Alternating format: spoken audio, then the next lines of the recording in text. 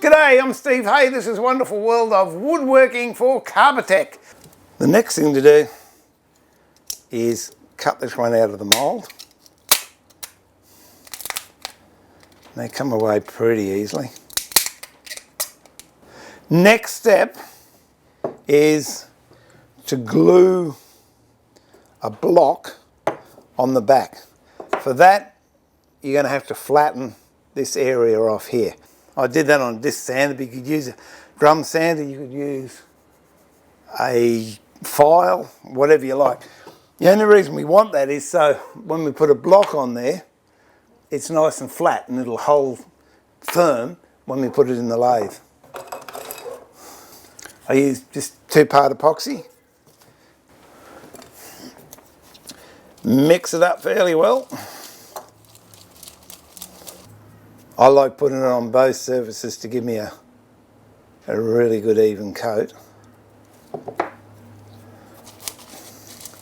What I try and do with these blocks is get one that will fit in between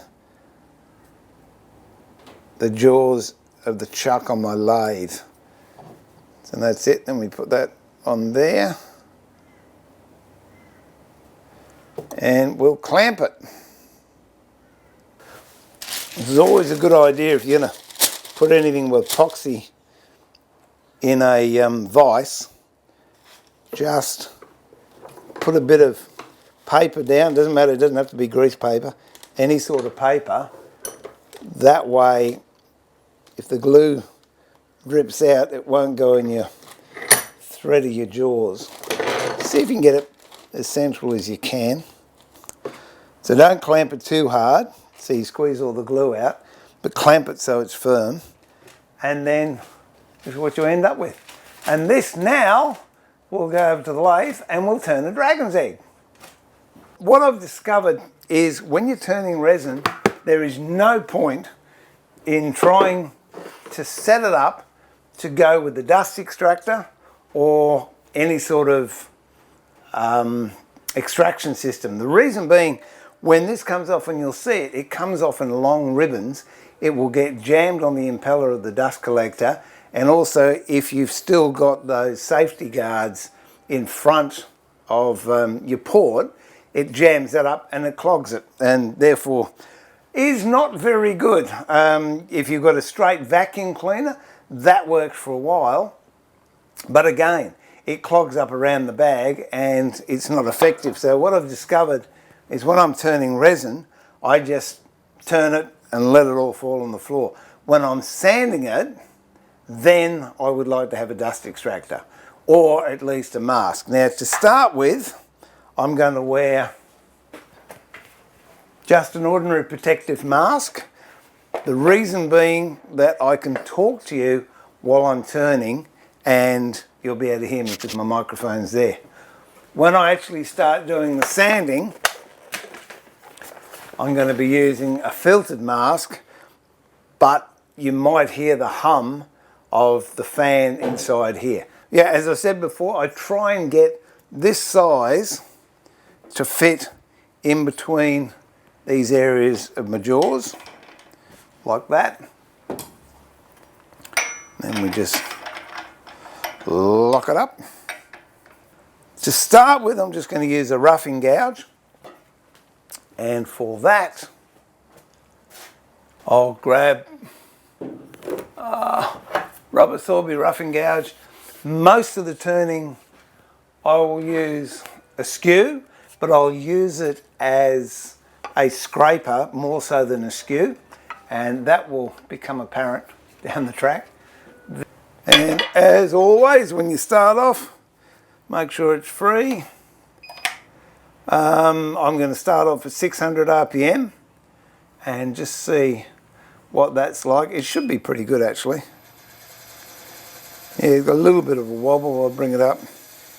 Okay, I'm at 800 now and the lathe's starting to vibrate a bit. So that's what I'll use, and I'll start up this end.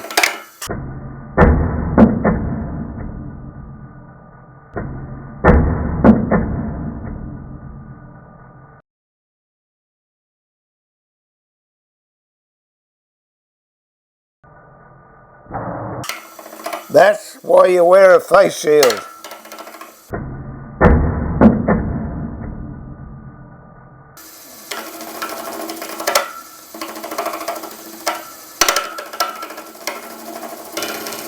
All I'm doing at the moment is trying to get rid of that cup shape. And I can see there I've already gone through the resin into the timber. There. But that's fine, because that's what you want. You want that contrast. It has got a little bit harder than what I prefer.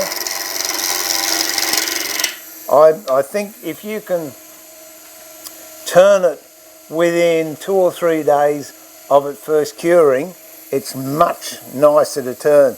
But the longer you leave it, the harder the resin gets.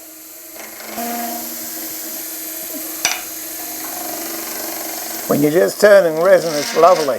That's all you get. But then when you start mixing your mediums, and you've got resin and timber, that's when it gets interesting. That Buckeye burl, this is here, and what we just cast is really nice. But when you start playing around with some hardwoods, like that yellow box I've got, totally different ball game. Okay, now I think I'll just use the skew. I might get another scraper out later, but at the moment, this will work fine.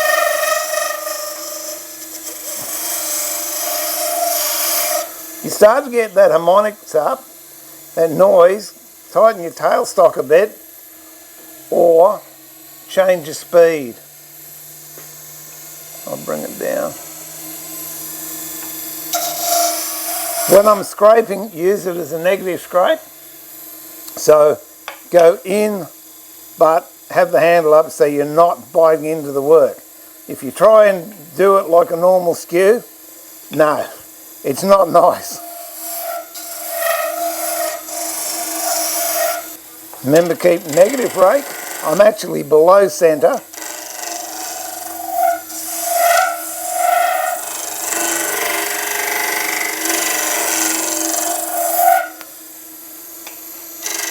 If you're going into the base, use the toe of the skew, because if you go in this way, you can't get right deep down into that union.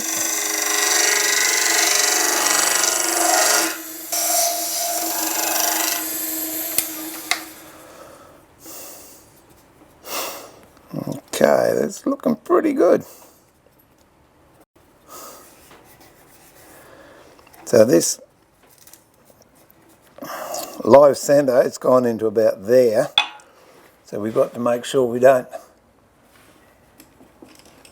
get a hole in the top of the egg.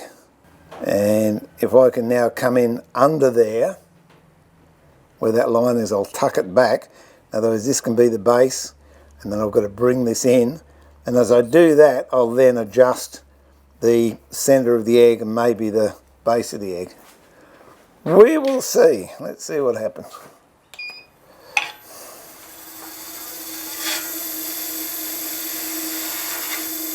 Even that's quite a nice vase shape, I guess. But we're not doing a vase, we're going to do an egg.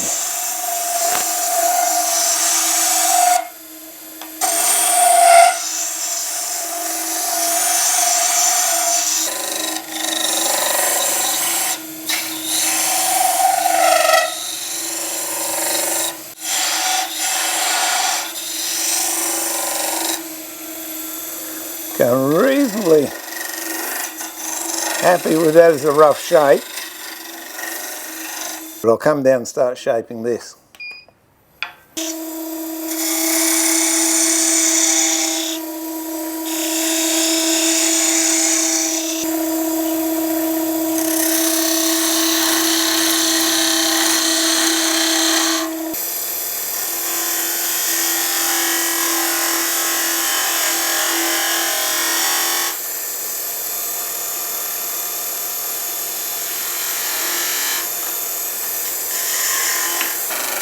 You can do a lot of the sanding whilst you still get your live center in, which greatly reduces the risk of it breaking off from the stand. Now comes the bit when I wear the other mask, so I don't want to be breathing this dust.